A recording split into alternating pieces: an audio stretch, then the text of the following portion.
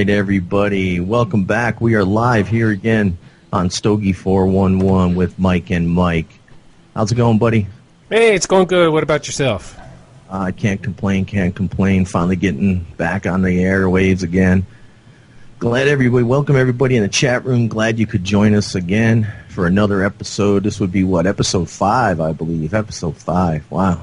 We haven't been kicked off the air yet. Well, as you can see by the screen, we have a couple gentlemen here, and today our guests are Skip and Mike from Cromagnon Cigars. How you doing, guys? Doing well, thank you. How about yourself? Doing good. Doing good? I'm a little bit scared. Oh, stage fright. Don't be scared. We got Tom under control in the chat room. You don't have to be scared. It's all good. They got him censored, apparently. Tom's always censored in our chat room. Well, basically, guys, why don't you give everybody a little bit of information, a little bit about yourself, and about your new adventure that you two have went into, just so some people may not know about it, and give them some info. Tell us a little bit about yourselves. My name is Micheal Rosales. I'm the creator and owner of Adrian Cigars. This is my man right here. This is Skip Martin. He's telling about himself. Yeah. Go ahead. I'm Skip Martin. He is. Chief Havin. Also known as Chief Havin. Yeah. Yeah, so we, Mike and I own 2 separate companies. Mike owns Costa Rican Imports, which owns Adrian's Cigars, Costa Rica. And I own Galveston Bay Tobacco, which operates Have a Cigar Shop and Lounge, and also owns the Cromagnon brand. Sweet. How did you guys, why don't you tell the people, how did you come together with this collaboration? How did it happen? I was sitting in a bar one night at 2:30 in the morning, and across the room, this sexy bitch. I scoped him from across the room, playing the smoke. He was playing I Saw You, Standing in the Rain. That's right. I said, damn, look at that big old man titties. Let me check him. Is that Orange Juice Jones? That's it right there. Yeah. Yeah. And, no, It really, was magical. love at first sight. We actually, I first came across Skip in a couple of different cigar lounges around town, and there was this guy that basically was a huge cigar fanatic and passionate about the cigar, but I never really quite knew who he was or what his role was. But he seemed to know an awful lot about people in the industry. And so whenever finally we got a chance to sit down and talk, he explained to me a little bit about his store and where it was at, location and stuff. And come to find out, we actually had a lot of the same relationships with other people in the industry. And so it just kind of evolved into that. Yeah, I mean, the easiest way to say that is we both live in Austin, and kind of, in any city, the guys who smoke cigars are familiar with each other. We only have 2 or 3 real legitimate B&Ms here, and so Mike and I would run into each other every now and then. I knew he owned a brand, he knew I owned a store, but we never really kind of hooked up and did anything. And then after the hurricane destroyed my store in Galveston, I was up here a lot more, and Mike and I started hanging out and started talking about, kind of what the next phase for both of our business is going to be. And so I guess about a year later, we had come up with the Cromagnon blend, and then just started working on the branding, and decided that we were going to reopen the Have a Cigar online, and that we were going to use my business to distribute all of our cigars, and that we were going to use Mike's expertise in Latin America to start making cigars for ourselves and importing cigars from other people to distribute. So I guess we're about 30% into our plan, but everything's going good so far. It was really kind of interesting. Skip is very in tune to markets and basically where we are kind of at as a community as cigar culture altogether. And I always thought it was his opinion and his thought process on where we are at today as a culture, as a community, and the fight that we're taking on as it comes to cigar bans and anti-smoking and some other things, that we actually shared a lot of the same views in what we thought that, if we don't come together, that we basically have a bigger target on us as a whole. And so it was kind of an interesting, we always had great conversations and really in-depth thought process, We have a burning passion for My Little Pony. That's right.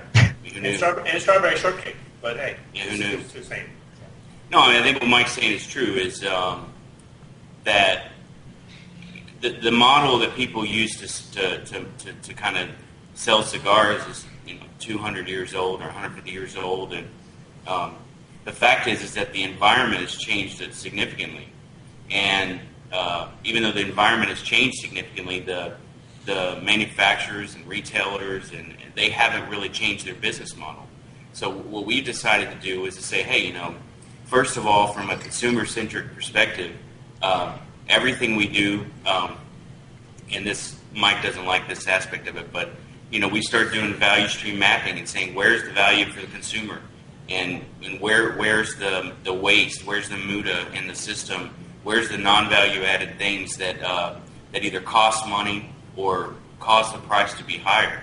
And there's some negative perceptions about doing stuff online. There's negative perceptions about manufacturers selling their own cigars, but we kind of just said there's no rules. Let's look at this from a customer perspective and figure out how we can get the best product possible at the best value to the customer, and in the meantime streamline our supply chain so that at the same time we're lowering costs to the consumer, we're increasing quality to the consumer, we're raising profits on our side. And that concept is called value innovation, and that's pretty much what we're trying to accomplish. Sweet. Good. Well, it shows in your product. I mean, I'm smoking the Cranium right now. I bought the sampler when you first sent them out. I've had pretty much every single one of them, and I'll give you this: it's definitely consistent, and the flavors are definitely consistent. It's a really nice product. I told you, Skip, when I first got it, it was one of the nicest wrappers I've seen on a cigar in a long time. Thanks, man. And it's not cheap. Yeah. That goes back to what do the customers value, right? What the customers value is a lot of flavor, and to me, this is my personal opinion as a cigar smoker. I don't really care if there's a few color, blemishes. I don't really care if there's a couple of beauty issues with a cigar. I mainly want it to taste good, and I want the wrapper to be good quality, right? So, last night actually someone said that they showed our cigar. Carlton Hume said he showed our cigar to a retailer, and the retailer said that it looked painted and somehow treated. And I can tell you, because Mike and I looked at the tobacco ourselves when we bought it, this is the $38 a pound Connecticut broadleaf Maduro. It's no joke, and it's 100% legit. So and that's not Florida prices. That's down in.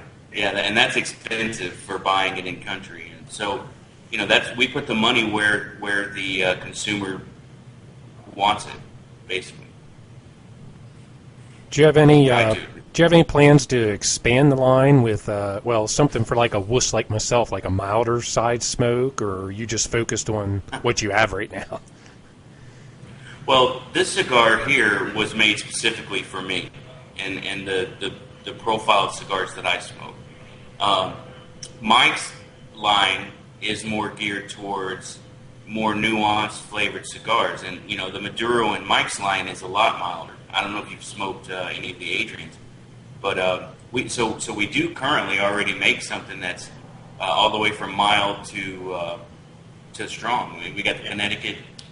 Yeah, so and that kind of goes into what I think what your listeners are kind of want to, like, how we got into the line, and it goes back to he and I kind of running around the same circle. Was the question was how come, or what do I got to do to get you to smoke my cigar? So if you found a cigar in my line that already exists, that intrigues you? And he said, oh, the Maduro by far is great. It's a great product.